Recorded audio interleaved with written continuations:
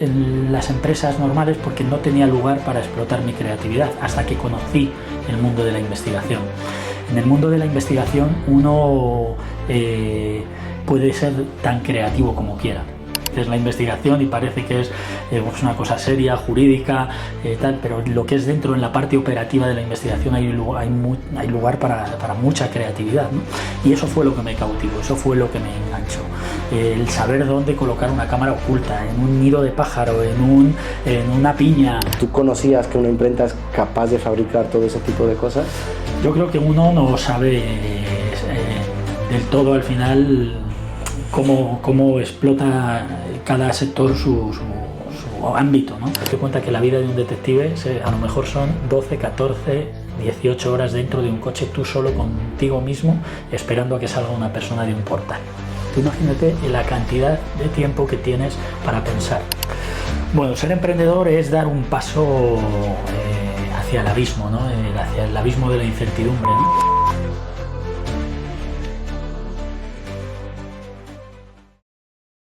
Hola chicos, perdonad que interrumpa el vídeo, solamente es para deciros que el día 30 de septiembre vamos a dar una formación en Valencia. Va a ser sobre HP Látex, sobre color, sobre flujos de trabajo y los costes que tanto hablo en los podcasts. Así que os vamos a dejar toda la información en la descripción para que os apuntéis, y no tenemos muchas plazas, así que no lo penséis mucho.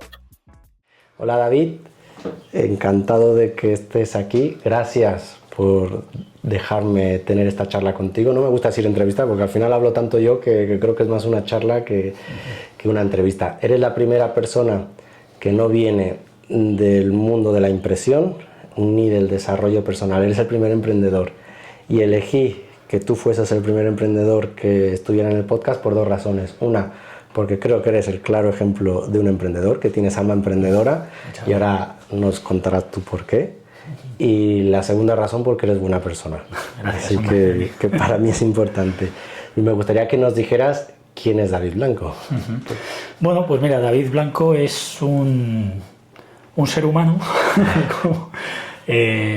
creativo, con ganas de vivir y bueno, pues en busca, yo creo, constante de la felicidad, ¿no? Independientemente de la profesión a la que te dediques, ¿no? Yo creo que lo que me define, bueno, pues que soy un buscador nato de la felicidad y bueno, pues una persona que ha luchado por superarse a sí mismo constantemente. No soy conformista y bueno, pues busco quizá más que un estatus profesional o un estatus económico, un estatus personal, ¿no? Y yo creo que es un poco lo que me puede definir así en pocas palabras, ¿no? Vale, luego te diré que hace aquí unas guitarras detrás y me contarás, pero para ti, ¿qué es ser emprendedor?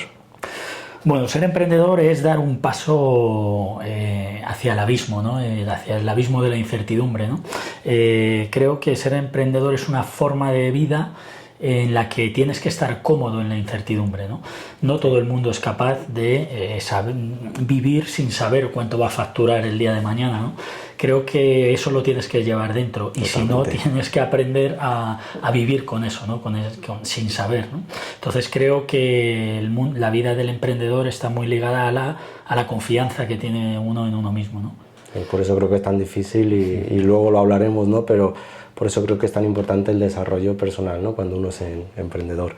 Totalmente. ¿No? Pero ¿tú empezaste siendo emprendedor de siempre? ¿Empezaste trabajando para otra persona o...? Bueno, pues yo creo que como todo el mundo hemos empezado trabajando en otros sitios. Yo he descargado camiones, he grabado datos, he trabajado en miles de sitios, pero yo no encontraba mi lugar en el mundo de la empresa. El tema de pertenecer a una jerarquía, de hacer solamente las cosas que te mandaran, sin lugar para la creatividad, sin lugar para la proactividad, ¿no?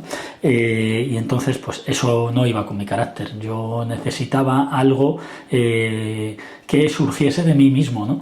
Y yo creo que eso siempre lo he llevado dentro. Tu profesión es muy peculiar, no le hemos dicho todavía y creo que va a llamar la atención a la gente, pero ¿cómo saltas, porque sé que te encanta la música, de este mundo de la música, porque has hecho cosas, ¿no? que ahora nos cuentas, a dedicarte a lo que te dedicas hoy en día y por qué te tomas esa decisión? Vale, bueno, pues yo efectivamente mi hobby es la música, desde pequeño me ha gustado, estuve en el conservatorio, he tenido mis grupos de música, me gané la vida como cantautor en una etapa de mi vida y siempre he estado ligado un poco a ese ámbito, ¿no? Pero no por el hecho de la música, sino por la parte de la creatividad, ¿no? Siempre yo creo que los que somos creativos necesitamos una manera de explotar esa creatividad, algunos con el dibujo, con la pintura, otros con la música. Entonces yo siempre vi en la composición, siempre vi la manera de desahogarme, ¿no? Y además como terapia siempre me ha venido muy bien. Yo por eso veía que no encajaba en las empresas normales porque no tenía lugar para explotar mi creatividad hasta que conocí el mundo de la investigación. En el mundo de la investigación uno puede ser tan creativo como quiera. Yo enseguida vi pues, que me podía construir un personaje, me podía construir una falsa realidad para conseguir la información que mi cliente necesitaba, ¿no? Entonces enseguida vi pues, la importancia de ser una persona creativa en ese ámbito que es tan cerrado, ¿no? Que sí. Dices la investigación y parece que es pues una cosa seria, jurídica, tal, pero lo que es dentro en la parte operativa de la investigación hay lugar para mucha creatividad, ¿no? Y eso fue lo que me cautivó, eso fue lo que me enganchó. El saber dónde colocar una cámara oculta, en un nido de pájaro, en una piña, tal, eso fue lo que a mí me cautivó. Dije, ostras, qué maravilla de profesión, ¿no? Que aparte de que te permite libertad dentro de las posibilidades del tema, ¿no? Pero te permite cierta libertad, también te permite el tema de la creatividad. Entonces di un salto y me dediqué a aplicar la creatividad al mundo de la investigación. Y el mundo de los detectives, yo porque te conozco y ya me has contado algunas cosas, ¿no? Pero antes de conocerte no tenía ni idea de cómo va este mundo, ¿no? ¿Cómo empieza el trabajo de un detective? Porque tenemos en la cabeza pues, lo que vemos en la televisión y ya está, ¿no? Pero ¿cómo empieza tu trabajo? Sí. Pues al final, mira, un detective privado es muy importante, hasta no te das cuenta hasta que no entras en este mundo, ¿no? Es uno de los pocos recursos que tienen las empresas y los particulares para resolver conflictos y para demostrar en el juzgado las cosas que pretenden, ¿no? Pues por ejemplo, en un divorcio complicado, donde hay que demostrar pues un cuadro de insolvencia fingida por parte de un marido que no quiere pagar la pensión, pero sí que tiene dinero y lo está ocultando, ahí no puedes recurrir a la policía y un abogado no te va a hacer la investigación. Entonces el detective es muy importante. En el mundo de la empresa, empleados desleales, fugas de información, conflictos de intereses, un montón de problemas que surgen, que el detective es el único profesional que está capacitado y habilitado legalmente para hacer eso, ¿no? Entonces es una profesión que es muy necesaria hoy en día y hasta que no la conoces no te das cuenta de la importancia que tiene. Y a mí se me pasa por la cabeza, seguro que has tenido trabajos peligrosos o bueno, es lo que me gustaría imaginarme con esta profesión, ¿no? O difíciles de llevar. ¿Tienes alguna, sin decir nombre ni nada, alguna anécdota pues o curiosa o que te haya llevado a pasar algún apuro o algo así? Pues mira, la verdad es que es difícil que a un detective no le hayan pasado cosas peligrosas, ¿no? Porque estamos solos en la calle al final. Es rara la vez que podemos ir en pareja o varias personas. Como también dependemos de los presupuestos del cliente, ¿no? Pues muchas veces no vamos tan seguros o tan protegidos como quisiéramos, ¿no?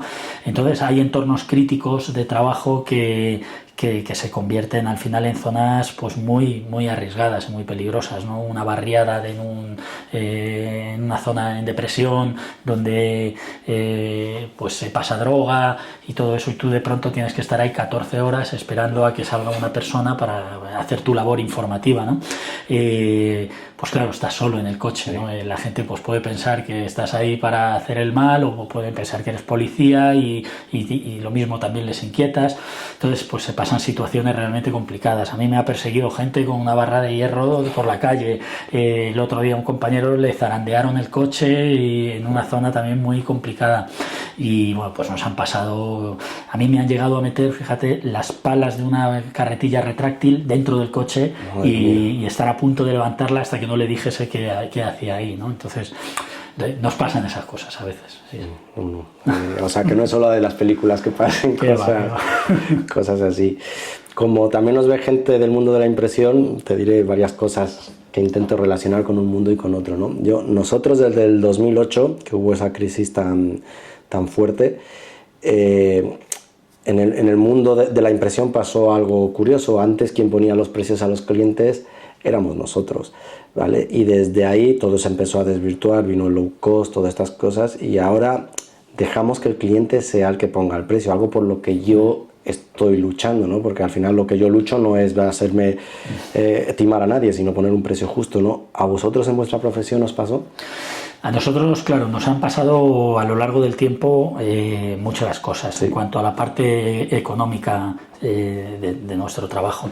Era una profesión que estaba muy bien pagada en los años 50. La primera ley de los detectives surge en 1950, ¿no? Es una de las leyes más antiguas que hay y de los pocos países que están regulados de manera tan temprana, ¿no? Sí. Y entonces el detective de aquella época era un señor, ¿no? Como dicen algunos, ¿no? Se facturaba muchísimo, ¿no? Había un precio por hora, se facturaban todos los servicios por hora y bueno, pues se alcanzaban unos presupuestos muy importantes, ¿no? Hoy en día, si quieres competir en el mercado, tienes que ajustarte. Hay más oferta, por lo tanto, tienes que competir. Y ahora muchas veces el consumidor de investigación privada de ahora le preocupa saber cuánto le va a costar al final. Sí. No tanto si es barato o caro, como saber cuánto va a tener que invertir, ¿vale? Lo que no le gusta es llevarse sorpresas. Entonces, eso que te hace, te obliga a paquetizar para decirle, bueno, pues mira, una baja laboral, por ejemplo, pues te va a costar 1.800 euros.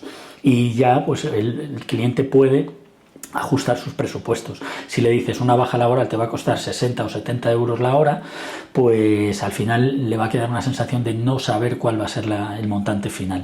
Y es una de las cosas que están haciendo cambiar la manera de facturar los servicios en la profesión, ¿no? Y yo creo que eso, pues al final está produciendo un ajuste en los despachos. Al final pones un precio al servicio, o un precio por día, o un precio tal, y al final estás compitiendo ya con un paquete. Y ese paquete es lo que está haciendo que las tarifas bajen, porque al final... ¿Y tú? Porque yo una de las maneras que tengo para cobrar lo que yo creo que es justo, ¿no? Es verdad que hago trabajos muy, muy baratos, ¿no? Pero siempre intento diferenciarme, o bien sea porque mi producto es innovador, es distinto a lo que hacen los demás, o por un servicio que no da mi competencia. ¿Tú intentas, para que esos precios sea un precio justo, diferenciarte de alguna manera? Sí, a ver, tenemos una cosa muy buena y es que nosotros ya hemos creado un equipo, tenemos una empresa con 10 personas involucradas, más los colaboradores, tenemos a toda la gente en plantilla, en fin, hemos seguido los pasos de la evolución de la profesión del detective clásico, o sea, del detective autónomo al pequeño despacho, y hemos conseguido crear ya una empresa de investigación. Forma parte de nuestra evolución, ¿no? Entonces, bueno, eso te permite, tener otros precios, te permite tener otros recursos, te permite prestar un servicio mucho más completo, te permite tener todo departamentado, sí. De manera que tenemos pues un departamento, por ejemplo, que hace los informes, tenemos un departamento que se encarga del marketing, un departamento operativo, un departamento financiero y un departamento de dirección, ¿no? Entonces eso pues te permite prestar al cliente un servicio mucho mejor, más ágil, más serio también y sobre todo pues más rápido, ¿no?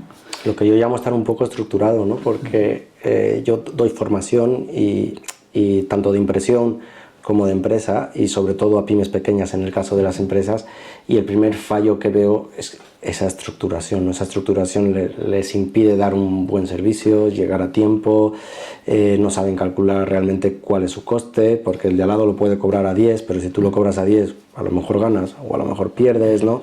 Y eso que tú has comentado, pues me recuerda a eso, ¿no? Que tienes que estar bien estructurado, seas pequeñito, seas grande, a tu manera, cada uno tiene un nivel, pero bien estructurado también para poder competir con el resto de las personas, ¿no? Claro, a ver, la profesión de detective privado al final es una profesión que es artesanal.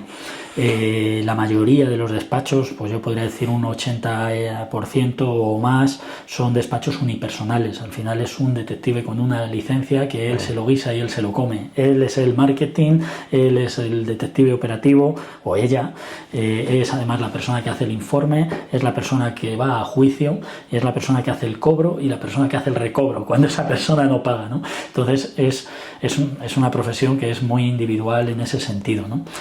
Eso, bueno, pues te permite unos márgenes de maniobra en cuanto a lo económico, porque bueno, pues uno tiene concentrados también los gastos en sí mismo, tal, pero claro, ¿qué es lo que te impide? Coger mucho trabajo. Claro. Entonces al final la manera de crecer en la investigación privada pues es ir delegando, ir cogiendo personal y ir al final un poco creciendo en ese sentido y asumiendo otras tareas que son muy difíciles de asumir. Yo jamás me había imaginado gestionando una investigación desde detrás de una mesa. Para mí fue un shock. Yo quería estar siempre ahí y necesitaba ver lo que está sucediendo en la calle, ¿no? Hasta que ya me dijeron, oye David, eso está muy bien, estás dando un buen servicio operativo, pero así nunca vas a crecer.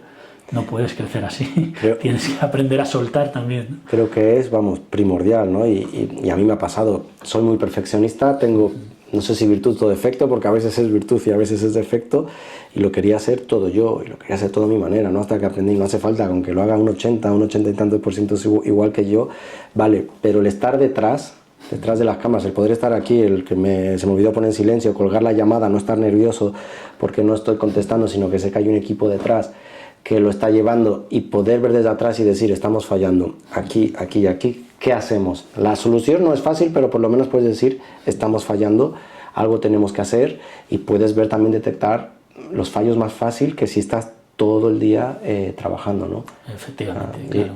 Cambian tus tareas, ¿no? Sí. Ya no es solamente, en tu caso, imprimir o dar un producto al cliente, sino gestionar un equipo, que todo marche, que todo funcione. Es muy complicado. De hecho, no es más fácil que trabajar en la calle, en mi caso, ¿no? O sea, es un trabajo que también tiene su dificultad. Yo me acuerdo cuando empecé y cuando trabajaba como asalariado también en el mundo de la investigación, claro, tú ves al jefe, ves al director de la oficina, yo aquí pasando calor, yo aquí pasando frío, y él está en su despacho ahí tocándose las narices, ¿no? Eso es lo que tú te crees, ¿no? Cuando estás en la calle. Cuando estás en el otro lado te das cuenta de que, bueno, el riesgo que asumes a la hora de simplemente contratar a tu personal. El empleado no es consciente de, por ejemplo, los impagos que tienes de tus clientes, del riesgo financiero que asumes, del tiempo que sacrificas con tu familia. Es verdad que el detective no se caracteriza por terminar su trabajo y desconectar. Al final, empleado, jefe, director operativo, gerente, al final siempre te llevas el trabajo a casa en el mundo de la investigación, ¿no? Pero es verdad que cuando estás al otro lado de la mesa, los riesgos que se asumen te los llevas a la cama, ¿no? Digamos. Sí. Y como vengo del mundo de la impresión, y tú has impreso un libro que ahora me gustaría que me contaras sobre él, historias de un detective, pero antes me gustaría, que lo tenías así, pero he dicho que lo vean. me gustaría que me comentaras tu relación con el mundo de las imprentas. Y para mí las imprentas, y ahora digo por qué, creo que es un servicio esencial. No llega a ser como el supermercado de la comida, pero es que todo el mundo tira de ellos. Y antes las imprentas solo imprimían, pero las imprentas han tenido que reconvertir, son agencias de publicidad con imprenta incluida, agencias de marketing. Ahora, aunque son profesiones distintas, al final las artes gráficas han tenido que abrazar un montón de profesiones para salir adelante, porque llegó un momento que el papel, aunque ahora en tiradas pequeñas eso ha cambiado y va subiendo, iba en declive para abajo y a una velocidad enorme. Pero creo que todo emprendedor, sea una página web, que es que ahora muchas de las imprentas han tenido que empezar a hacer páginas web, una publicidad, las redes sociales, imprimir un libro, imprimir unas tarjetas de visita, ¿no? ¿Cuál es tu relación con el mundo? ¿Y crees que es necesario la impresión en este mundo? A mí me ha gustado siempre mucho. También como persona creativa creo que también es un producto que te permite transmitir a tus clientes esa parte también de tu creatividad, ¿no? Nosotros siempre que patrocinamos un evento, tú lo sabes porque además eres proveedor, cuando patrocinamos un evento siempre hacemos bolígrafos, hacemos carpetas, hacemos linternas. A mí me gusta que el cliente tenga tu marca en sus manos. Eso yo creo que es algo que nunca va a desaparecer. Sí, inteligencia artificial, sí, mundo digital, todo, pero al final el cliente tiene que tocarte también, yo creo, ¿no? Transmitir, lo importante que es. Exacto. Y que el cliente tenga un llavero de Gran Vía Detectives o de Grupo Investivérica o tal, o tenga una gorra, una camiseta, un vaso, uno de estos para que se lleve al gimnasio, tal. Creo que es esencial. O sea, creo que está tomando tu marca y se la está llevando por ahí, ¿no? La ha incorporado a su vida.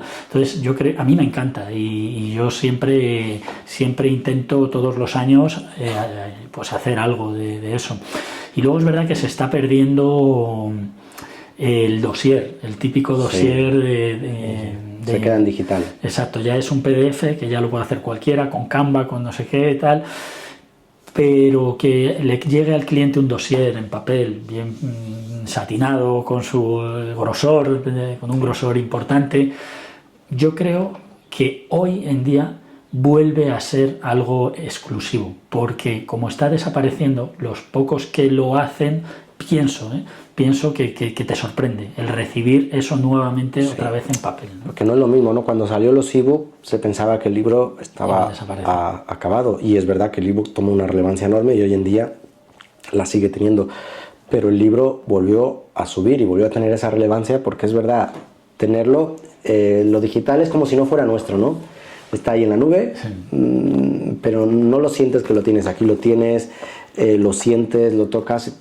La experiencia de la persona, del cliente que lo compra es otra, ¿no? Y al final yo siempre digo a mis compañeros de profesión, no tenemos que imprimir, que vender un folleto, un flyer, tenemos que dar algo más, intentar transmitir emoción con lo que hacemos, que se puede, porque tenemos tantas maneras de imprimir y de hacer cosas que podemos transmitir, ¿no?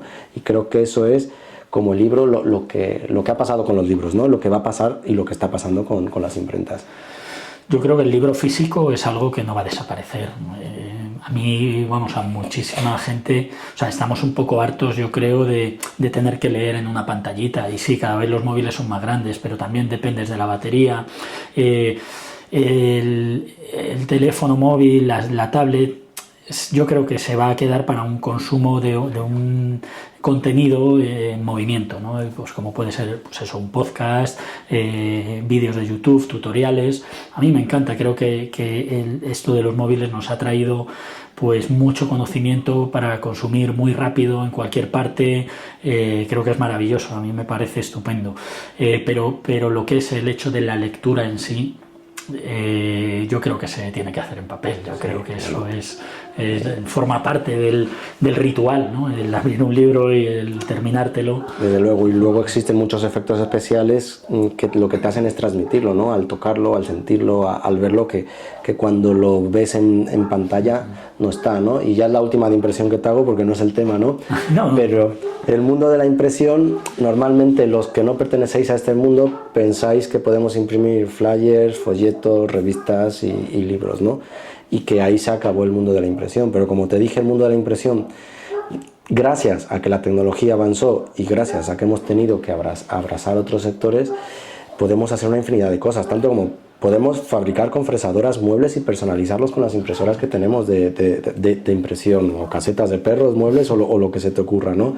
Podemos fabricar ropa desde cero, ¿vale? Podemos imprimir botellas cilíndricas, no sé, hay cojines, cortinas de baño, no sé, tantas y tantas cosas que podemos hacer, y que mi intención con este podcast es dar a conocer lo que una imprenta puede hacer. Lo que pasa que como normalmente alguien dice, yo me dedico a la decoración de casas, pero no te estás dando cuenta que lo que hay detrás es una imprenta. Tú estás decorando casas, pero atrás hay una imprenta. Sí, tú has puesto con tu nicho de mercado, que es decoración de casas, pero atrás hay una imprenta, ¿no? Entonces, ¿tú conocías que una imprenta es capaz de fabricar todo ese tipo de cosas? Yo creo que uno no sabe del todo al final cómo explota cada sector su ámbito, ¿no? Sí. Igual que la gente no sabe lo que hacemos los detectives privados, se queda en lo superficial. Yo creo que todo el mundo lo que piensa es lo que has dicho, que las imprentas sirven para papel, para libros, para personalizar objetos, pero no esta capacidad de crear, por ejemplo, a lo grande. A mí me parece maravilloso eso que hiciste tú hace unos años, que fue lo del hospital para los niños. Eso es maravilloso. Fue todo, si lo quieres contar, fue una planta entera, ¿no? La planta infantil de un hospital, con dibujos por todas partes. Eso es una obra de arte. Lo que intentamos hacer fue complicado el reto, ¿vale? Porque fue un benéfico y al final, si lo hubiese cobrado, hubieran sido 100.000 euros, ¿no? Tuve la suerte de que mucha gente...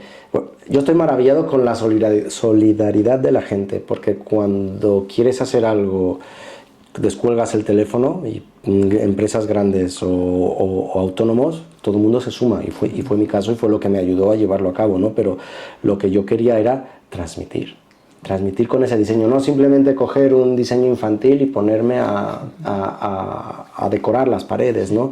Se trataba de decorar, se trataba de transmitir que cuando el niño, que normalmente era una de las personas, los niños tenían cáncer, y iban a una sala de juego y la sala de juego era desolada, entrabas ahí y decías, te echaba para atrás, ¿no?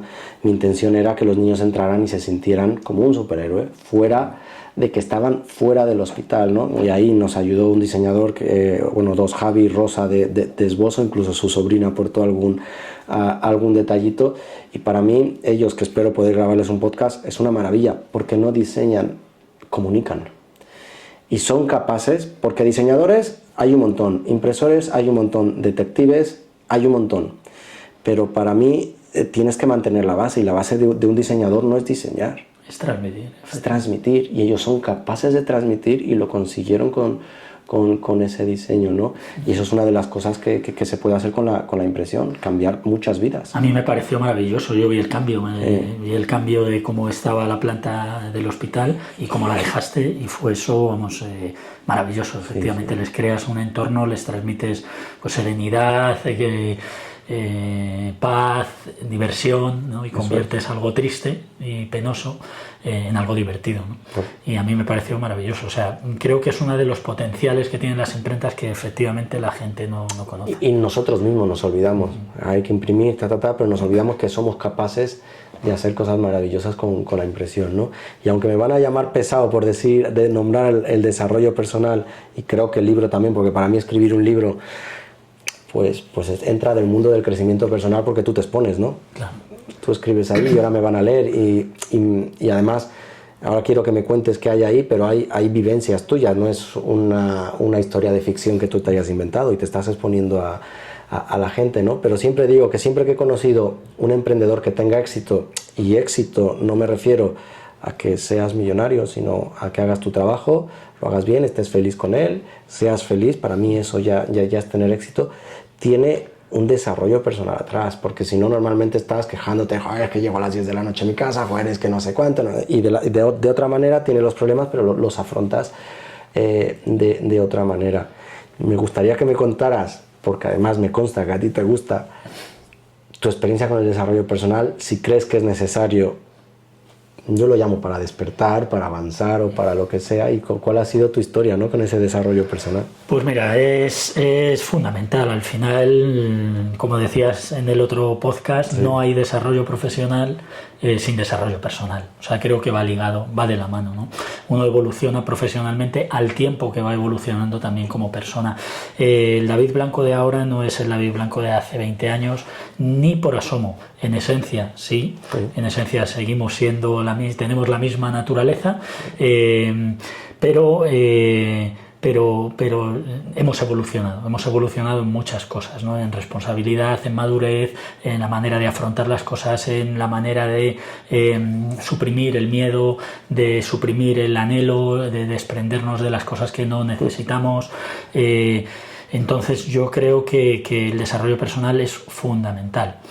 A mí me han pasado muchas cosas malas en la vida también, Muchas, sufrí una depresión en su momento muy grave, me he tenido que enfrentar pues, a muchas cosas muy desagradables que no me han gustado, pero que hoy yo las veo pues como algo que era necesario y algo que tenía que vivir, porque si no hubiera vivido esas cosas negativas en ese momento, no habría dado el cambio o no habría subido el escalón que necesitaba subir, ¿no? Para elevar mi nivel de conciencia, ¿no? Entonces, hoy en día, pues claro, lo veo como bendiciones, ¿no? Todas las cosas malas que me han pasado. Entonces, yo creo que en mi vida se han dado dos cosas que me han permitido evolucionar personalmente. Ha sido, a veces, momentos de mucho sufrimiento, combinados con momentos de mucha soledad. Date cuenta que la vida de un detective a lo mejor son 12, 14, 18 horas dentro de un coche, tú solo contigo mismo, esperando a que salga una persona de un portal. Tú imagínate la cantidad de tiempo que tienes para pensar. Si a eso le añades un sufrimiento muy profundo, pues por diferentes motivos, tienes dos cosas: o morirte de una depresión que no levantes cabeza en la vida, o decir, esto me está pasando a mí por algo y tengo que superarlo. Entonces yo en ese momento me refugié en los libros, me refugié en el budismo, por ejemplo, estuve leyendo pues de Buda, yo tenía mi libro de cabecera, era Siddhartha de Hermann Hesse, me lo leía, lo releía, leía los presocráticos, filosofía, religión, todas las religiones del mundo, me empapé porque necesitaba comprender y necesitaba saber si lo que me estaba sucediendo lo podía utilizar para algo o tenía algún tipo de sentido en mi vida, ¿no? Y empecé a intentar comprender el mundo que me rodeaba y las cosas que me pasaban. Hasta que, bueno, al final también entendí que el mundo tampoco está para comprenderlo, está para vivirlo y para ser feliz y para disfrutar, ¿no? Entonces decidí hacer los cambios oportunos en mi vida que necesitaba para ser feliz, ¿no? Y es lo que hice. Entonces todo eso forma parte de mi desarrollo personal, el haber sufrido una depresión, el estar 6 meses sin levantar cabeza. Fíjate que yo estaba persiguiendo maleantes una semana antes, narcotraficantes, pillos, viviendo unas situaciones súper peligrosas, súper complicadas, y de pronto caigo en una depresión y no soy capaz de subirme al autobús. O sea, tú imagínate cómo te da la vuelta el cerebro, cómo te cambia todo, ¿no? Se te queda una hipersensibilidad en el cerebro que todo te afecta, todo te da miedo, y yo dije, pero si esto yo no soy esto, ni soy, ni ningún detective puede ser esto, porque entonces no puedes salir a la calle y enfrentarte a eso. Entonces eso supuso en mí, claro, ostras, hice crack, me rompí, me reventé, ¿no? Y eso pues me sirvió para decir, ostras, algo está pasando en mi vida. Y empecé a hacer los cambios, y ahí fue pues cuando empecé a cambiar pues cosas de mi vida que necesitaba cambiar. Fue dolorosísimo porque es muy complicado, duele mucho. Salir de tu zona de confort es muy complicado, sobre todo cuando tu zona de confort está tan sumamente imbricada con tantas cosas como pueden ser niños, hipotecas, préstamos, familia. Es muy difícil romper todo eso de la noche a la mañana, es complicadísimo y dolorosísimo. O sea, fue un camino muy complicado. Pero bueno, pues poco a poco uno va desimbricando, va tirando del hilo y va sacando las cosas por una simple razón, por la supervivencia y la felicidad. Al final uno tiene que decir, he venido a este mundo, voy a estar aquí, se supone que una vez, al menos dentro de esta conciencia, ¿no? Y no tiene sentido vivir sufriendo, ¿no? Y eso hice. Por eso considero que el desarrollo personal es necesario.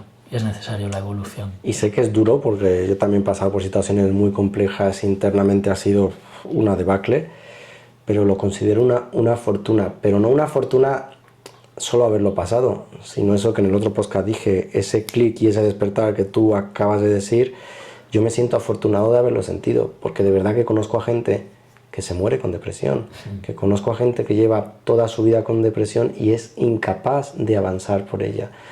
Y para mí es una suerte, sea independientemente o gracias a ayuda de alguien, a haber sabido salir de allí y empezar a explorar otras vías y intentar, aunque tú dices que la vida no va a entender, que es verdad, pero intentar entendernos un poquito más y conocer otro tipo de cosas espirituales, interiores y poder crecer, ¿no? Efectivamente. Claro, yo lo que hablamos de entender la vida, ¿no? Sí. Yo al final, claro, entré en una duda infinita, porque al final hay cosas que nunca vas a explicar. Fíjate, Blaise Pascal decía, se pasó toda su vida intentando investigar a Dios, ¿no? Y sí. Al final lo que dijo es, para mí me es más fácil creer en Dios que pasarme toda la vida investigándolo, ¿no? A ver si es verdad o no, ¿no? Y yo creo que esa frase a mí me marcó. Porque pasé mucho tiempo intentando entender el mundo que me rodeaba, cuando realmente lo que tienes que entender es tu relación con el mundo que te rodea. Hay siempre algo que no vas a poder comprender, ¿no? Esa corriente energética, esa cosa que no tiene principio ni tiene final, pero es todo evolución y que te tienes que enchufar, como decíais en el podcast, que me encantó ese símil, ¿no?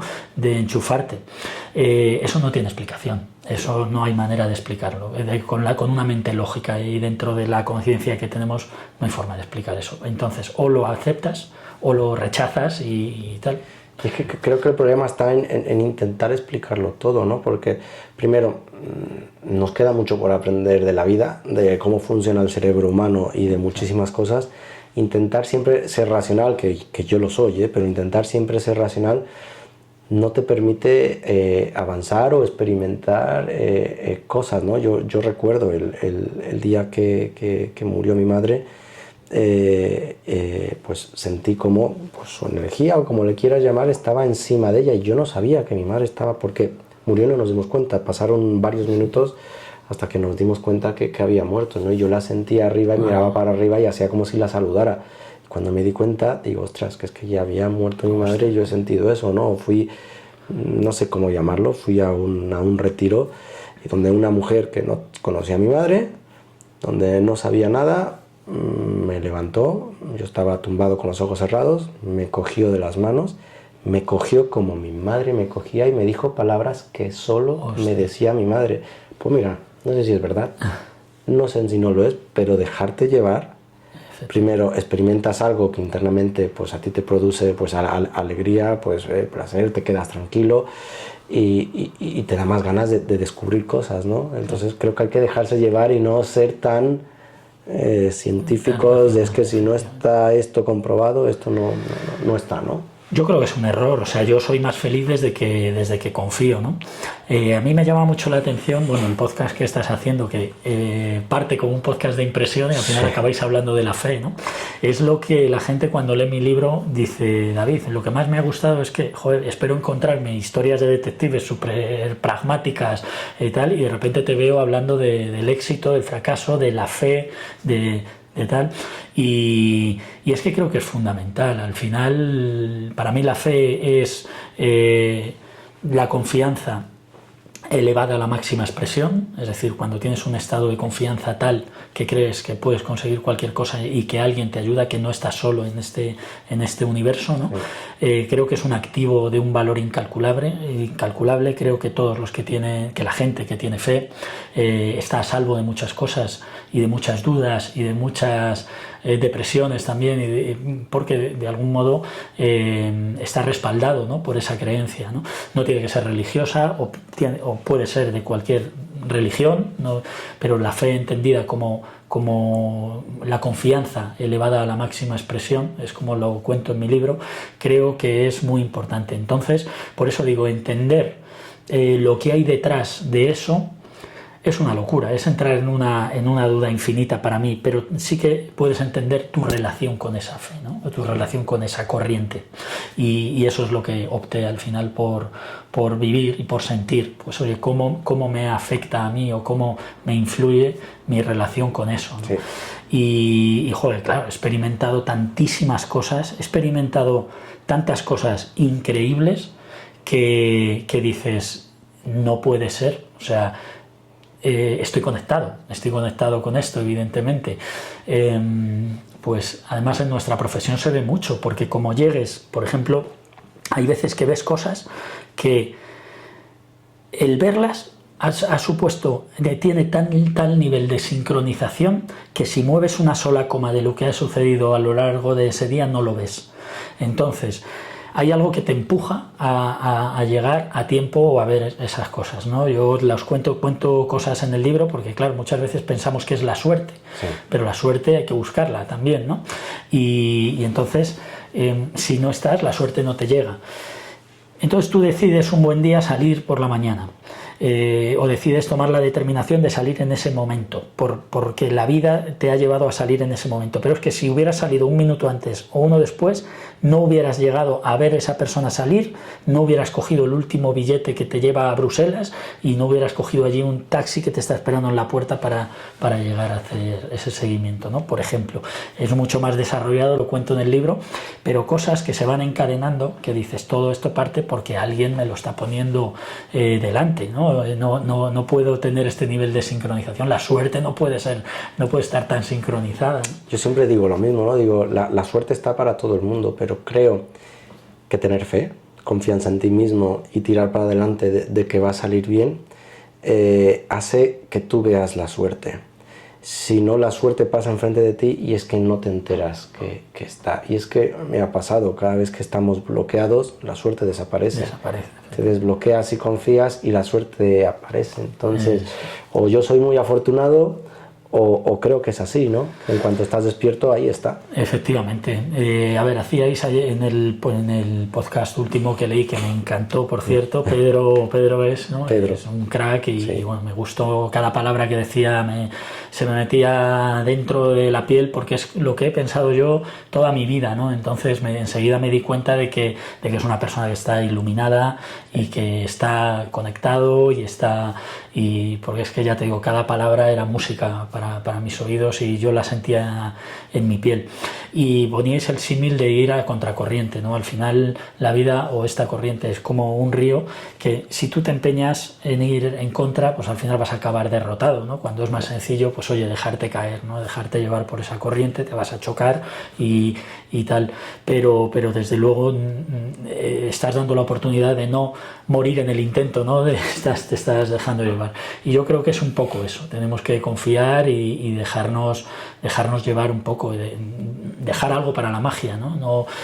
Porque a veces creemos que nosotros somos responsables de todo lo que sucede en nuestra vida y eso es demasiada responsabilidad, eso es una locura desde mi punto de vista ahora, ¿no? Ya tenemos bastantes complicaciones en la vida como para encima pensar que todo lo que nos pasa es gracias o por culpa nuestra. No podemos controlarlo. Hay cosas que no vamos a poder comprender ni controlar nunca. Pues es mejor dejarse llevar y confiar en que algo te lleva, ¿no? Sí. Es que si tú te pones así y lo intentas controlar todo, al final tampoco haces nada. Es como intentar controlar qué hacen los gobiernos. Mira, pues sí, nos ponen en aprieto a los autónomos y a las empresas. En este país no nos ayudan en nada, pero ni uno de un lado ni otro del otro. Todos son cortados por el mismo patrón. Pero si te pones a decir, no, es que en España no es posible, no sé qué, no haces nada. Y en cambio, ¿cuántas empresas o cuántos emprendedores triunfan en España? Una auténtica verdad, a pesar de, ¿no? Entonces creo que no tenemos que estar intentando controlar lo que pasa, confía y lo malo que te pase lo solucionarás y lo que no, pues te ayudará, ¿no? Efectivamente. Y me gustaría preguntarte por el libro. Bueno, músico, detective y ahora escritor, ¿no? ¿Qué supuso para ti haberlo escrito? El libro y bueno, y qué cuentas un poquito en él, ¿no? Bueno, pues este libro yo he escrito, bueno, este es el segundo libro Para mí el materializar todo en papel o en un producto que la gente, para poder compartir con la gente, creo que ha sido una manera también de sacar todo lo que llevo dentro, ¿no? Y de liberarme pues de mucha tensión o de muchas cosas que llevas dentro y que tienes que soltar en algún momento y que tienes que compartir. Creo que todos deberíamos escribir un libro con nuestra historia personal. Creo que la historia personal de cada uno es maravillosa, porque es la que nos enseña a saber en el lugar en el que estamos, y podemos aprender mucho de los demás. Entonces yo escribí dos cosas. Escribí un libro que se llama Investigación privada, teoría y práctica, que es teórico, porque necesitaba, o sea, yo estaba adquiriendo un nivel de conocimiento en mi profesión que dije, al final me voy a morir con esto, ¿no? Y además vi que en la profesión nuestra también hacía falta que la gente compartiese los conocimientos, porque la gente sale hoy en día de la universidad con muy poca práctica. Entonces dije, tengo la responsabilidad y el deber de compartir todo lo que yo he aprendido, teorizarlo y escribirlo en un libro. Entonces me acuerdo que fue un parto total. Además tardé 9 meses en escribir ese libro. Acababa de nacer Bruno, mi hijo mayor, y pues como le costaba dormir, pues por las noches yo me ponía a escribir hasta las 4 de la mañana que quisiera dormirse, y entonces pues entre los dos pudimos hacer ese libro y sacar todo lo que tenía dentro, y quedó ahí, bueno, pues como un documento que la gente puede aprender de lo que yo he aprendido, ¿no? Entonces pues como un poco un acto de generosidad, así es como lo vi. Después me vino esta propuesta, un cliente que tiene pues una editorial y amigo, pues me dijo, David, oye, estaría bien tener un libro en la editorial que hable de tus historias, ¿no? De las historias de un detective, tal, siempre un poco dentro de lo que es el alma del detective, ¿no? No solo, porque además es una editorial con libros muy espirituales y donde hay un lugar bastante importante para el autoconocimiento, ¿no? Y entonces dije, ostras, pues es la oportunidad que tengo de ya hablar de mi profesión conmigo dentro, ¿no? Y ya no solo de la parte técnica de mi profesión, sino también de la parte del alma, ¿no? De la parte profunda y de mi relación con ella y tal. Y me costó mucho escribir, porque uno no tiene tiempo para la sensibilidad cuando estás sacando trabajo adelante. Tienes que parar, tienes que bucear dentro de ti, y entonces yo no sé las veces que escribí, borré, volví a escribir, volví a borrar. Dije, es que esto no le interesa a nadie, es que esto no le va a gustar a nadie, es que a quién le importa lo que yo he vivido en mi profesión y las cosas. Digo, si esto, y además tampoco quería que fueran chascarrillos de venga, pues a contar aquí cosas, cotilleos y tal. Digo, tiene que tener un sentido este libro, ¿no? Y al final pues me dejé llevar, dije, mira, lo que voy a hacer es lo que me salga, y opté, pues digo, voy a intentar enseñar a la gente cómo he evolucionado yo o cómo me he desarrollado dentro de esta profesión. ¿Para qué? Para que el día que alguien coja este libro no solo vea historias sueltas, sino que vea un progreso, una evolución, un sentido, una progresión evolutiva dentro de mi vida, ¿no? Y entonces, bueno, pues opté por hacer, digamos, mi vida en capítulos, mi evolución personal y profesional en capítulos, ¿no? Entonces aproveché conceptos que me hicieron reflexionar, pues por ejemplo la soledad buscada, la soledad encontrada, lo que hemos hablado en el primer capítulo, ¿no? El choque que yo veo, ¿no? Cuando entro en esta profesión y de pronto tengo que estar 14 horas solo en el coche, ¿no? Pues cómo utilicé o cómo aproveché todo eso en ese momento, ¿no? Y entonces, pues si uno se fija, cada capítulo es un paso más dentro de mi vida, dentro de mi evolución personal y de mi evolución profesional. El abismo de la incertidumbre sería el siguiente capítulo, que es el paso que da uno de ser asalariado a ser autónomo, a ser independiente, cómo vencer ese miedo a la incertidumbre, ¿no? Pues eso lo cuento, ¿no? Siempre adornado o aderezado con alguna historia de investigación que en ese momento me hizo reflexionar sobre eso, el límite de lo imposible, las cosas que nos suceden misteriosas, que no sabes ni cómo, pero que al final, pues eso, la palabra imposible no puede existir dentro del vocabulario de un profesional independiente, y mucho menos dentro de un detective. A ti te dirán, oye, que quiero que me imprimas dentro de un anillo, de una historia. Y tú nunca vas a decir eso es imposible, siempre vas a decir voy a ver de qué manera puedo conseguirlo, ¿no? para que mi cliente tenga eso que quiere. Pues un poco lo mismo, ¿no? Aquí a veces nos llegan cosas o objetivos que dices que alguien puede pensar eso es imposible, y al final nosotros vamos a encontrar siempre, como profesionales y responsables que somos, la manera de conseguirlo. Y como no quiero no quiero monopolizar todo el podcast con el libro, son 10 capítulos, sí. Pues resumiendo, cada capítulo lleva una parte de la evolución y acaba pues con un capítulo que se llama El éxito invisible, el triunfo anónimo, que acaba hablando pues de todas estas cosas, ¿no? Al final es tu desarrollo personal contado desde historias, ¿no? Algo así. Y has dicho algo muy bonito y muy importante otra vez, dejarse llevar, esa corriente. A mí cuando me preparo un podcast, me preguntaba Mónica, ¿y qué le vas a preguntar? Y yo le decía ayer, no tengo ni idea. Yo cuando elijo a una persona, la elijo porque veo que hay algo interesante, algo que me gusta, ¿no?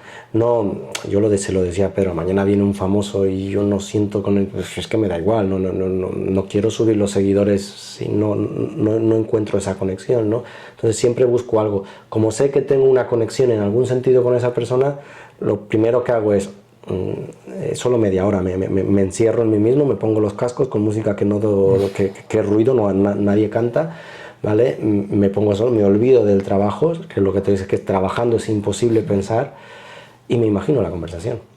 Me escribo la conversación, que luego la traigo y luego digo otras cosas, ¿no?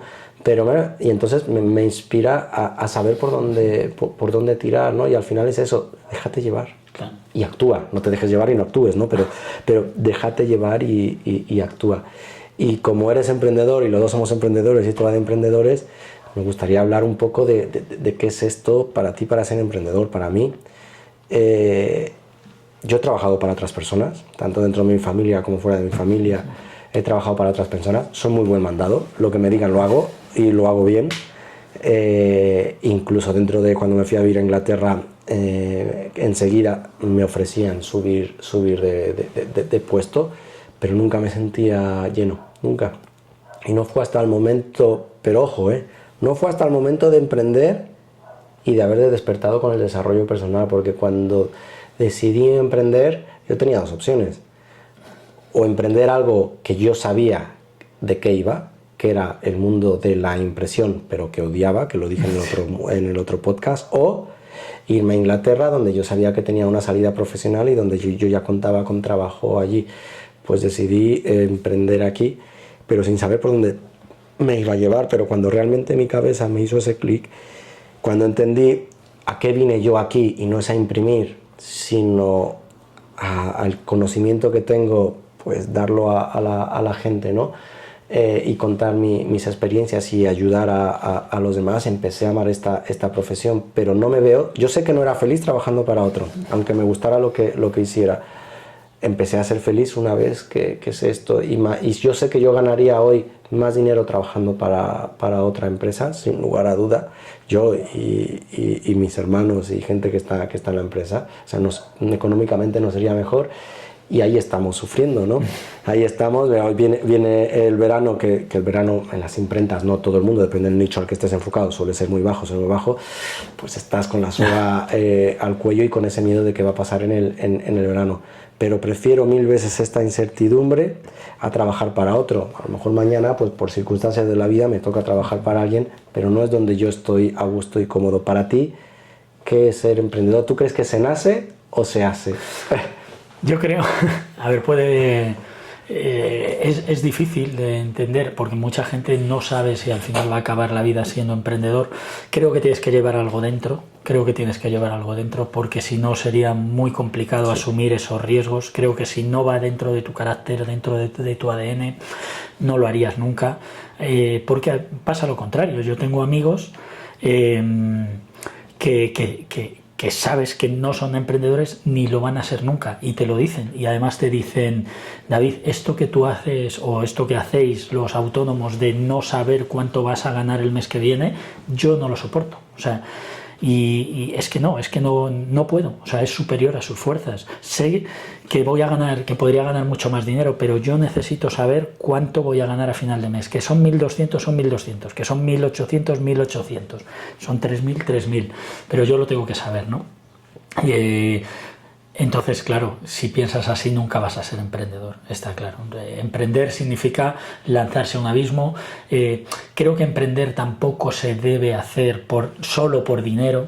Creo que engloba algo mucho más importante, que es una satisfacción personal, una evolución, el estar cómodo ahí, ¿no? El estar cómodo en el riesgo que asumes también, ¿no? Y yo creo que para mí eso es emprender, asumir un riesgo para encontrar un estilo de vida que vaya con tu carácter.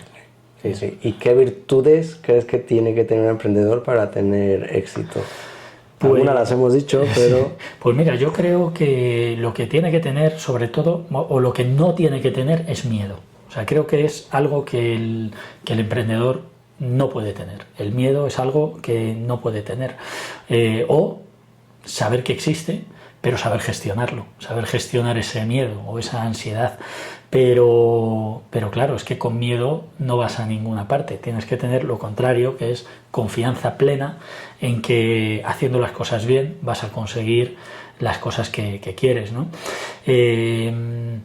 Yo muchas veces le digo a Elsa, que es la parte financiera del negocio, que yo no quiero ver los números de la empresa, no quiero verlos, porque seguro que si los viera me entraría miedo. O sea, si yo supiera... Me pasa a mí. si yo supiera lo que gastamos al mes, de hecho algunas veces sale, ¿no? Porque no sé cuántos tal, este mes hemos pagado 30.000 euros en no sé qué, me entra un cosquilleo por la espalda que digo, ¿cómo? O sea, tenemos ese nivel de gasto o de este... Sí, hombre, claro, porque tú... Vale, no quiero saber más.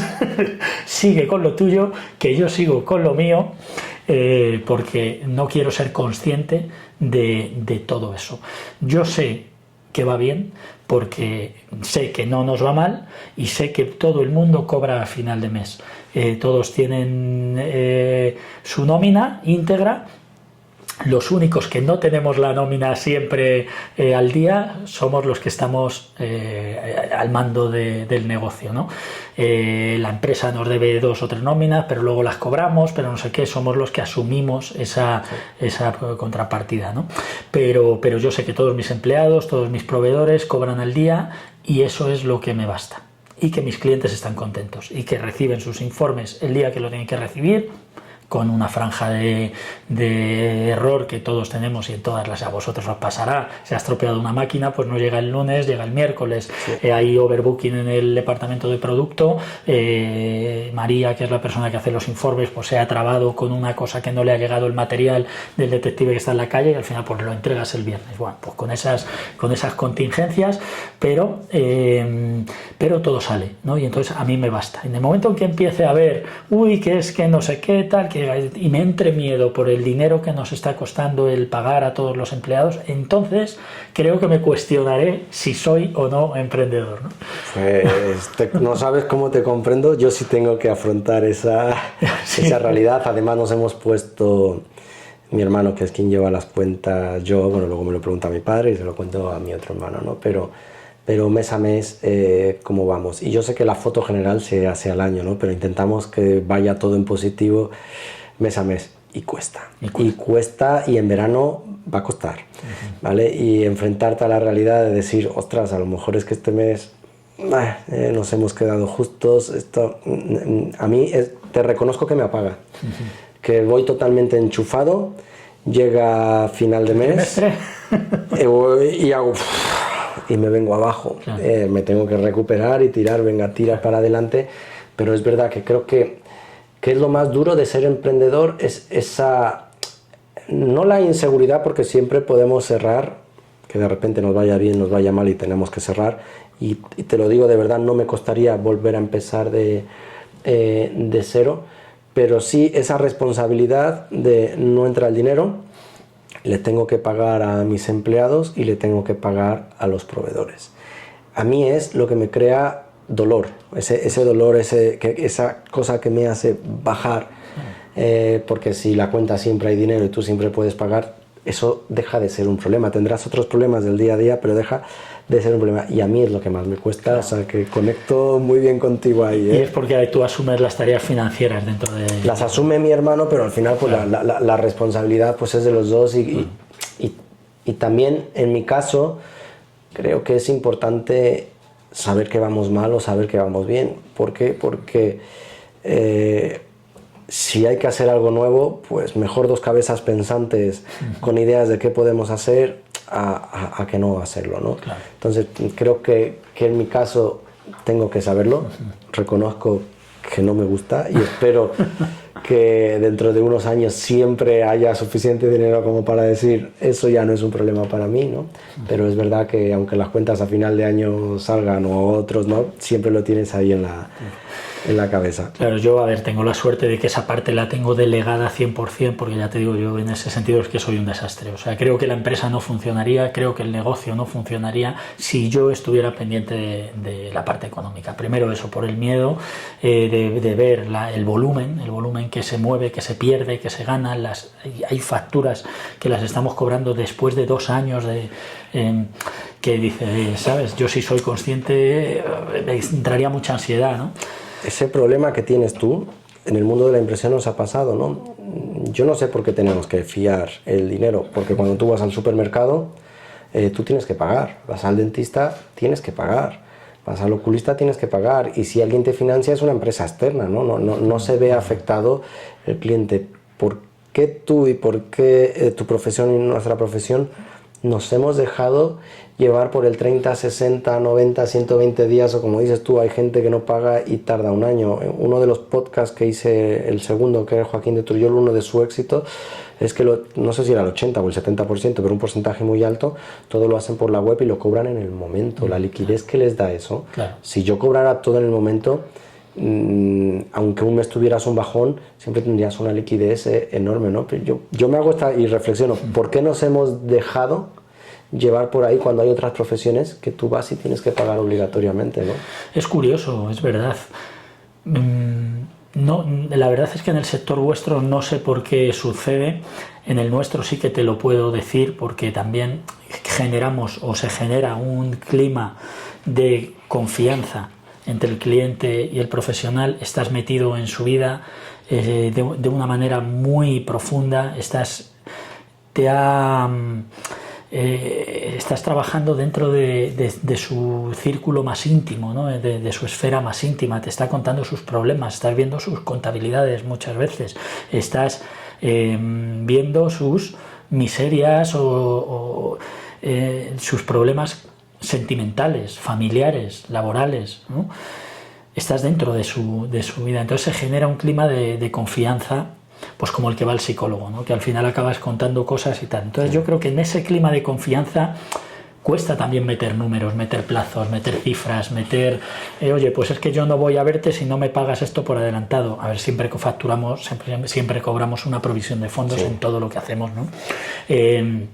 Pero luego ese mismo cliente te llama después y dices, bueno, ya hay confianza, ¿sabes? Te lo hago y ya te paso la factura al final, no te preocupes. También por ahorrar tiempo, ¿Qué es lo que sucede? Que te la clavan a veces. Que ha pasado muy recientemente, hemos puesto nuestro primer monitorio. Nunca habíamos tenido la necesidad de poner un monitorio y habíamos hecho unos trabajos para una empresa, habían ido bien y hacemos un último trabajo, resulta que no sale favorable para la empresa porque la persona no hace lo que la empresa quiere que haga, no porque hayamos hecho mal el trabajo, sí, y resulta que nos deja impagado el servicio. Pues oye, eso da mucha rabia, da mucha rabia porque tú ya has depositado la confianza en esa empresa, no le has cobrado provisión de fondos, ya estás trabajando con contrato, pero porque la ley nos lo permite a nosotros, sí, ¿no? O sea, nos obliga a que exista un contrato pues digital, te lo firma en el momento y tal. Pero, no le has cobrado un duro, haces tu trabajo, 3-4 días tú pagas a tu empleado o tú pagas a tu colaborador y luego esa persona te deja de pagar. Pues hombre, es una traición a tu confianza, ¿no? Y nos dio tanta rabia que dijimos, pues oye, mira, sí, es poco dinero, pero es que si... o sea, tenemos deudas mucho mayores, de cosas que ya sabes que no vas a cobrar, empresas que han entrado en concurso de acreedores, que te deben miles de euros, sabes que no, que estás el último en la cola y que ya no lo vas a cobrar y ya lo das por perdido. Pero es que esto, como supone una traición a tu confianza, dijimos, venga, pues y pusimos nuestro primer monitoreo. Bueno, pues a los pocos días, en cuanto recibió la notificación, nos ingresó el dinero, que era poco, como digo, pero lo hizo, ¿no? Entonces es desagradable que te lleven a esa situación. O sea, yo he confiado en ti, ¿sabes? Me merezco que me devuelvas esa confianza. Entonces, al final tienes que recurrir, gastarte el dinero para poco, porque al final un monitoreo hoy en día es una de las cosas buenas que tenemos, que por poco dinero puedes... Pero bueno, es desagradable que te lleven a esa tesitura. Creo que nos tendríamos que replantear el de fiar o no fiar, porque a mí me pasa lo mismo que te pasa a ti. Hay clientes desde luego que no, y que siempre cumplen y siempre pagan cuando tienen que pagar, pero otros que juegan contigo, ¿no? Y tienen la sartén por el mango ellos. Pero bueno, es parte del emprendedor, aunque creo que deberíamos de cambiarlo. A mí, como parte de emprendedor, siempre me gusta, lo que intento es poder impactar en el cliente, en la vida de alguien. No siempre lo consigues, y normalmente a veces, dame 500 flyers, pues te hago 500 flyers, no puedo impactar nada. Puedo impactarte en que lo he hecho rápido, te lo he entregado y he sido agradable contigo, porque es mi manera de ser, pero ya está. Pero ¿hay alguna historia, de detective, que gracias a tu investigación hayas impactado a bien en la persona? Me imagino que muchas, ¿no? Pero que recuerdes que tengas, mira, gracias a esta investigación esta persona o pudo salir adelante o pudo... Pues mira, yo creo que sin esto que comentas, sería muy difícil que yo fuera detective, porque al final... Todo el esfuerzo que realizamos, ahora más mi equipo en la calle, antes yo con 14, 18, 20 horas, aún a día de hoy, ayer estábamos Elsa y yo en un servicio en la playa, o sea que a día de hoy seguimos haciendo trabajos, trabajos operativos, sí, además más en esta época que la gente está más de vacaciones y el equipo tiene que descansar también, ¿no? Pero sin esa satisfacción del deber cumplido, sin ese impacto que creas en el cliente, sería muy difícil que continuásemos en este negocio. Verás, nosotros hemos vivido situaciones maravillosas, hemos conocido a gente increíble. El servicio que estuvimos haciendo ayer, que lo quisimos hacer estrictamente Elsa y yo, es porque las clientas, en este caso, están viviendo un problema familiar grave, y son personas que, bueno, les hicimos más trabajos anteriormente y hemos estado comiendo en su casa con ellas, conocemos a su familia. Nos han metido en su casa, o sea, tú fíjate que meten al detective en su casa, o sea, es como has generado tal nivel de confianza o de impacto que estás comiendo con ellos, ¿no? Entonces, es algo que en lo nuestro sucede. Tenemos clientes que pertenecen a las esferas más bajas de la sociedad y te lo pagan con un abrazo, te están llamando constantemente para felicitarte las fiestas, ¿no? Porque has encontrado a su hijo, porque has hecho algo que les ha impactado. Tenemos clientes de la alta aristocracia que nos invitan a fiestas que en la vida me imaginaría yo que iba a estar, con personalidades de la realeza, de la aristocracia, que dices, bueno, este no es mi mundo, no es mi ámbito, y estoy teniendo la oportunidad en esta vida de vivir estos momentos, ¿no? Sí. Eso es maravilloso, y es porque has generado en ellos un nivel de impacto, de confianza, que te meten dentro de su círculo, de un círculo muy reducido en el que muy poquitas personas pueden estar, ¿no? Y que yo en la vida estaría por el camino ordinario, ¿no? Porque no es mi mundo, no es mi ámbito, ¿no? Y entonces pues te permite conocer a ese tipo de personas y llegar a formar parte de su círculo íntimo de amistades. Solo se entiende habiendo generado en ellos un impacto positivo, ¿no? Desde luego que sí. O sea que es que al final creo que es lo que tenemos que buscar, aunque es verdad que hay sectores que no es tan fácil, ¿no? Pero intentar buscar eso, impactar de alguna manera a la gente. Y aunque creo que puedo más o menos intuir la respuesta, si Si el David si el David ahora le dijera algo al David de hace 20 años, algún consejo, ¿le diría algo? ¿Qué le dirías si te enfrentas con tu yo de hace 20 años? Pues es muy complicado porque, ostras, mi yo de hace 20 años era un yo complicadillo. tenía, pues como digo, a ver, yo le diría pues que tuviera perseverancia,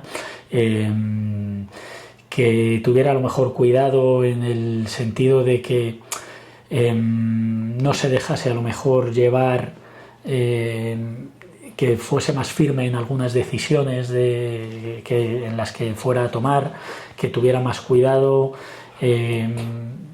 sobre todo, pues es que no sé, vamos, cómo definirlo, ¿no? Pero que pensase a veces un poco más en sí mismo, ¿no? Que priorizase un poquito más su felicidad, ¿no? A la de las demás personas, porque a lo mejor hubiera sido más, no hubiera llegado o no hubiera desembocado a situaciones dramáticas o a situaciones tristes, que hubiera pensado un poquito más en él, en lugar de dejarse llevar tanto, ¿no?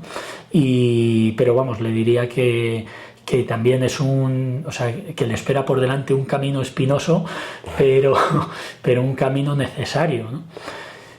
No me arrepiento de nada de lo que me ha pasado en la vida. Creo que a veces he dado mucho más de lo que tenía que dar, pero que si no lo hubiera hecho, la vida no me lo habría devuelto de esta manera en la que me lo ha devuelto, con prosperidad, con amor, con paz.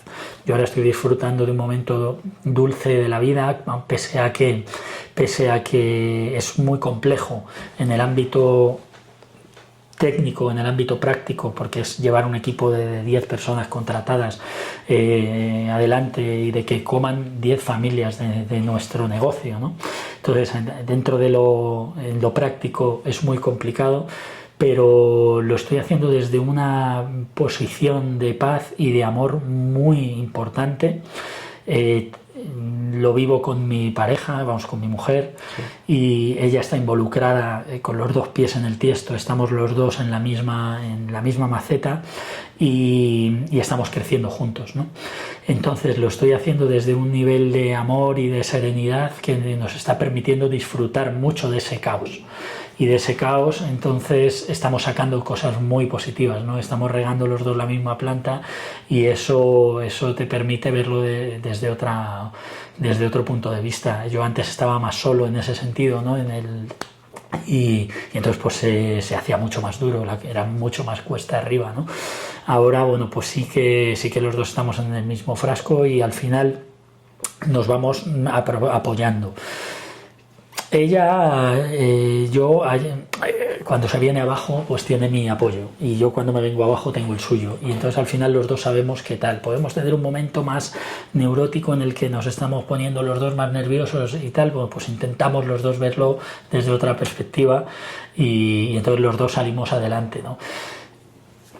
Yo, claro, diría, ¿todos los detectives tienen que tener una pareja o una mujer detective? Pues hombre, no debería ser así. No deberíamos obligar a que las dos personas se dediquen a lo mismo, pero sí que puedo decir que es una suerte absoluta que las dos personas estén dedicándose a lo mismo, por lo menos a una profesión tan complicada como la nuestra. Yo tengo ahí una opinión clara, ¿no?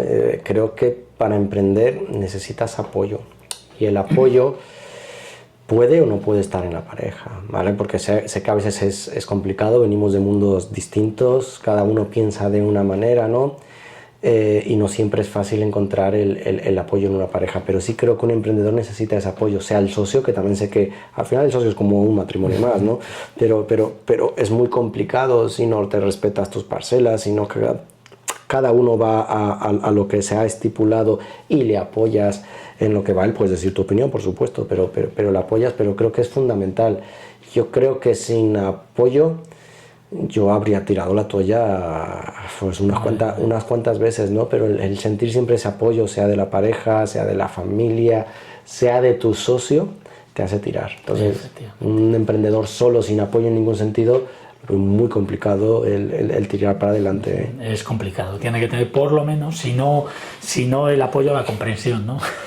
Que la persona con la que estás pues entienda el carro que estás llevando, ¿no? Entienda la carga que supone el carro que tú llevas. Creo que eso es fundamental, porque si la otra persona o tu familia o nada no entiende lo que supone esa carga, que es muy complicado. Es una batalla muy dura. Es una batalla muy dura. Entonces facilita mucho las cosas cuando la otra persona está metida en lo mismo que tú, ¿no? Sí.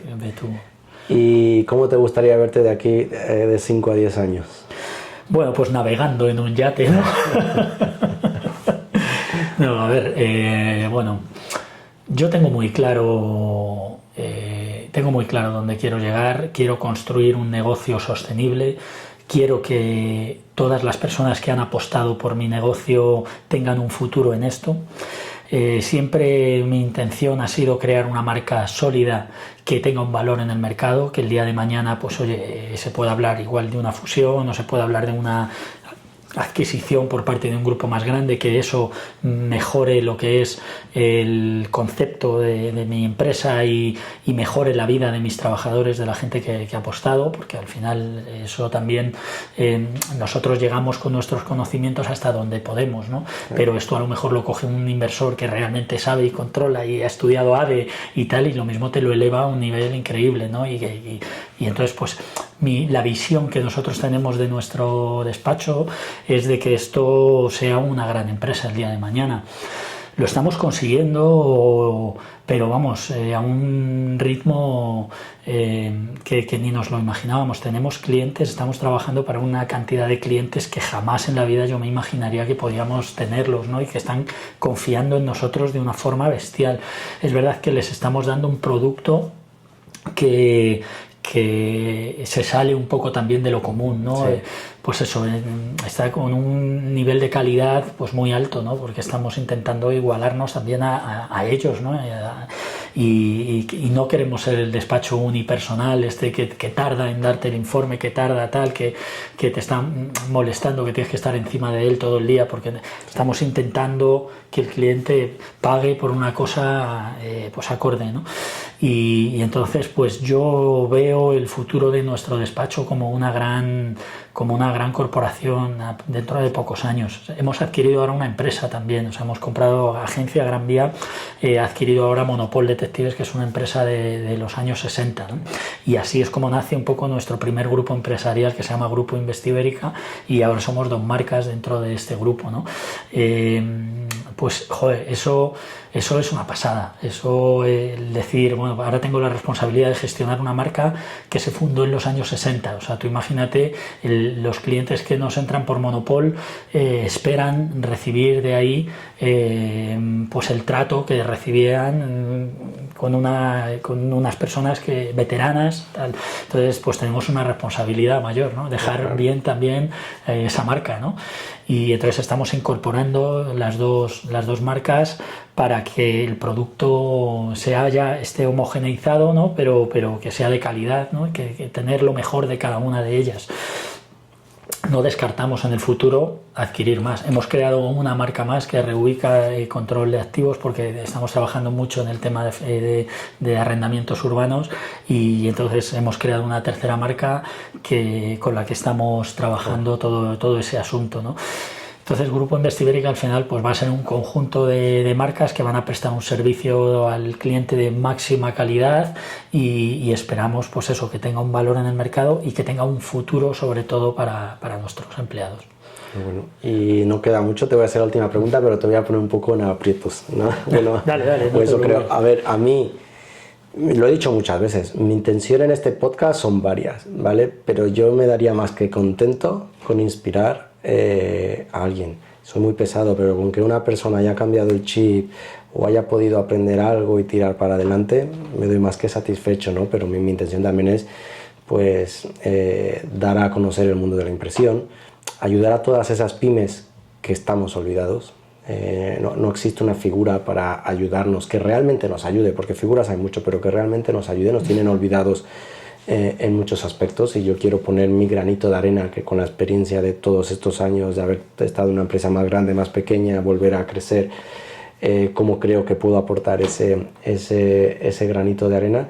Pero sí, me gusta que la persona que viene al podcast se dirigiera a los que nos escuchan y le dijera algo para intentar inspirar, pero se me ocurrió contigo una cosa totalmente diferente, ¿no?